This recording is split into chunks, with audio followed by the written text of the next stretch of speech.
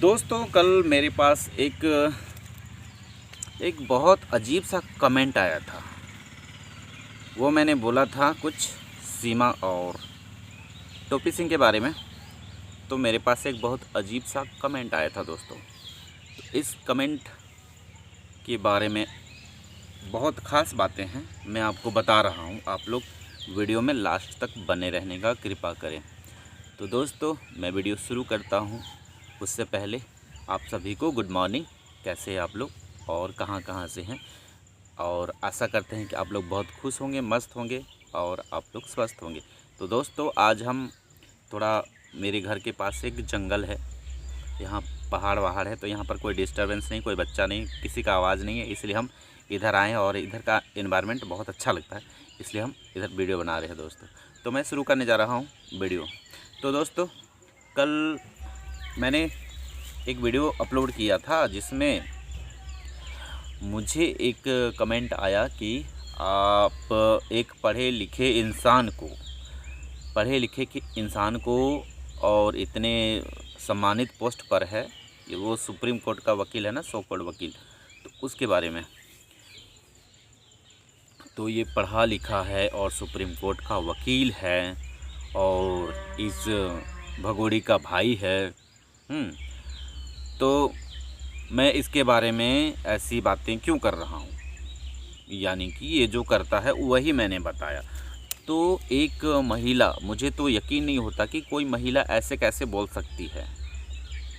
एक महिला ही, अब हमको कहने से ये रुकना नहीं चाहिए, क्योंकि एक महिला ही एक महिला की दुश्मन होती है। क्योंकि ये एक महिला ही है जिसने मुझे ये कमेंट किया था। तो ये कमेंट था, इसी प्रकार था कि आप एक पढ़े लिखे सम्मानित व्यक्ति को इस तरह से बोल दे रहे हैं, आपको शोभा नहीं दे रहा है। तो बहन जी या माता जी, मैं आपको ये बता रहा हूँ, आप अगर टोपी सिंह को बहुत अच्छा समझ रही हैं, तो आप उनके बारे में सर्च कीजिए, उनके बारे में जानकारी इकट्ठा कीजिए कि वो क्या है। ये इंसान मुझे लगता है कि हमारे देश का सबसे बड़ा दुश्मन है, और हर बहन का, हर लड़की का, हर बेटी का ये दुश्मन है। और वो क्यों है वो मैं आपको डिटेल में बता रहा हूँ। निर्भया कांड का करीब 10 से 15 साल समथिंग होता होगा। क्या आपको निर्भया कांड का पता नहीं है? अगर आप भारत के हैं तो दिल्ली की लड़की को 4 लड़कों ने बीच सड़क पर बस में उसके साथ दरिंदगी किया, उसके प्राइवेट पार्ट्स में रॉड डाल दिया गया, बोतल डाल दिया गया, उसके शरीर को छत बिछत कर दिया गया और उसको सड़क किनारे फेंक दिया गया। उसको कोई बचाने वाला नहीं था, बहुत मुश्किल से कि उसके दोस्त ने उसको किसी तरह हॉस्पिटल पहुंचाया। वहां पर अगले दिन उसने दम तोड़ दिया, और उसके खिलाफ जब मीडिया में ये बात आई तब प्रोटेस्ट हुआ, पूरे भारत में बहुत भयंकर प्रोटेस्ट हुआ। उसके बाद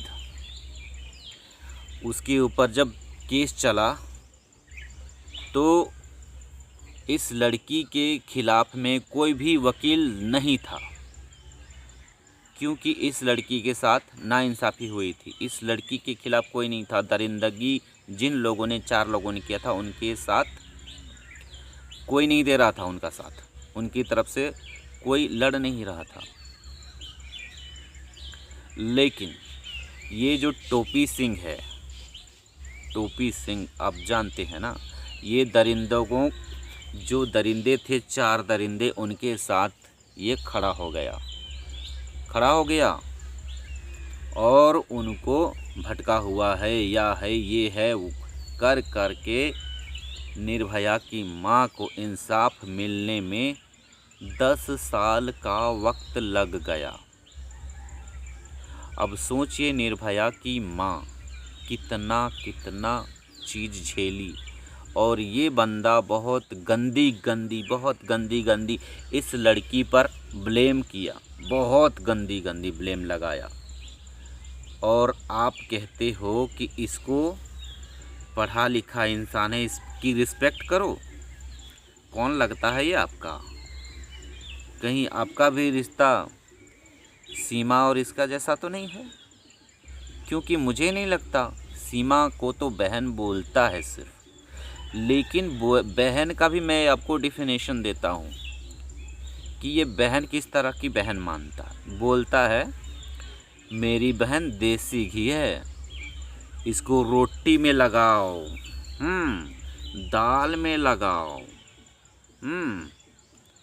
इसको जैसे लगाना है लगाओ और खाओ, आपको वही मज़ा देगी। इसका बदन गठीला है, इसका बदन में हाथ लगाओ तो फिसल जाता है।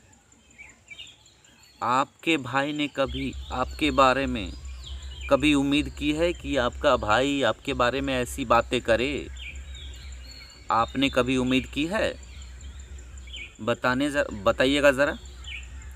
कौन भाई होगा जो अपनी बहन के बारे में ऐसी बातें करेगा? मुंह बोला भाई भी ऐसा नहीं बोल सकता, क्योंकि मुंह बोला भी एक भाई ही है, और भाई से बढ़कर अगर निभाना चाहे तो भाई से बढ़कर निभा सकता है। ऐसी भाषा का जो प्रयोग करेगा वो उस इंसान को आप भाई मानोगे?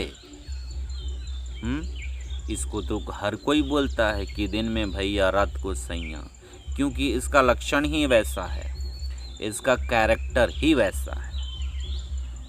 सीमा जब आई थी नेपाल 1 सप्ताह के लिए, उसके बाद चली गई थी। ये भैया क्या बोलता है, मेरी बहना मर्दानगी टेस्ट करने के लिए नेपाल में सचिन के साथ रुकी थी, सचिन के साथ रुकी थी मर्दानगी टेस्ट करने के लिए। आपका भाई बोलेगा ऐसा? जवाब दीजिएगा, बोलेगा? कैसा भाई होगा जो ऐसी बातें करेगा? बताना ज़रा। इस भाषा का प्रयोग करेगा कोई?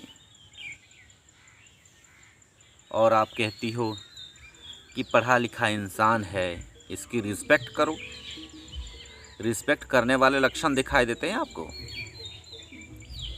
या तो फिर मैं आपके बारे में यही अंदाज़ा लगा सकता हूँ कि आप भी सीमा टाइप की ही औरत हो, और इस टाइप का ही भाई होगा आपका बाप होगा, आपका बेटा होगा। या फिर आपके घर में सीमा टाइप की ही बेटी पैदा ली होगी, या आप खुद हो, या आपकी माँ होगी, या आपकी बहन होगी, आपका पूरा ख़ानदान होगा। तभी तो आप ऐसे लोगों को सपोर्ट करते हो। मुझे तो शर्म आती है आप जैसे लोगों को आप कहते हुए। बिल्कुल आपको बुरा लगे तो लगे, लेकिन मुझे शर्म आती है कि आप एक ऐसे इंसान हो जो एक गलत पक्ष को प्रमोट करते हो, गलत पक्ष को सपोर्ट करते हो। आप लोगों में ज़रा भी इंसानियत होगी ना, तो अच्छे का साथ देना शुरू करो, समझ गए? या तो एक काम करो, अगर अच्छे काम नहीं कर सकते ना तो एक काम करो, हाथ में पानी लो थोड़ा सा, उसमें नाक डुबाओ और सड़क के दुनिया को बाय बाय बोल दो। क्योंकि तुम जैसे लोगों के कारण ही ना हमारी धरती परेशान है, हमारा देश परेशान है, हमारा क्या बोलते पूरा दुनिया ही परेशान है ऐसे लोगों की वजह से। क्योंकि ये जो दुनिया है ना चुनौतियों से परेशान नहीं होती, तुम जैसे चूतियों से परेशान होती है। तुम जैसे चूतियों की वजह से हमारे देश में न्याय व्यवस्था पर उंगली उठाई जाती है। इतना बड़ा कांड हो गया और न्याय नहीं मिला। आप लोगों की वजह से, क्योंकि आप लोग खुद कुल्हाड़ी खोज करके अपना पैर मार देते हो और बाद में रोते हो कि हमारे साथ ऐसा हो रहा है। अच्छे कर्म करोगे तो अच्छा होगा ना। बुरे कर्म करोगे, बुरे का साथ दोगे, तो तुम्हारे साथ कौन सा अच्छा काम होने वाला है?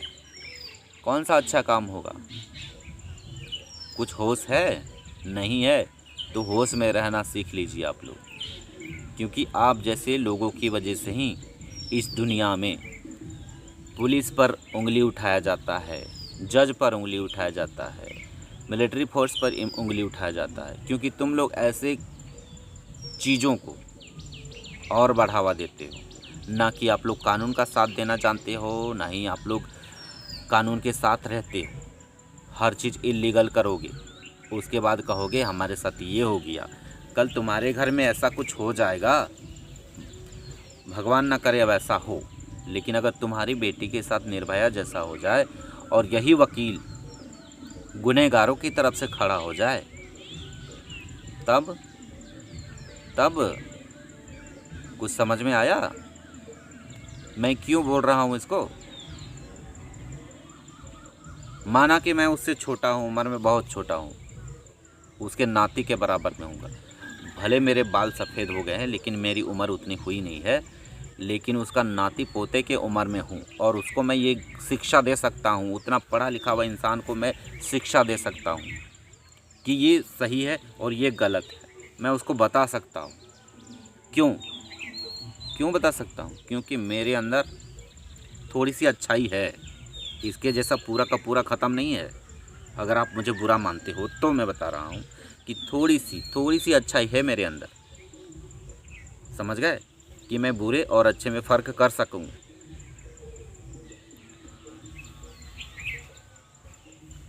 आइंदा से नेक्स्ट टाइम ऐसा कुछ भी मुझे कमेंट करने से पहले सोच समझ के कमेंट कीजिएगा,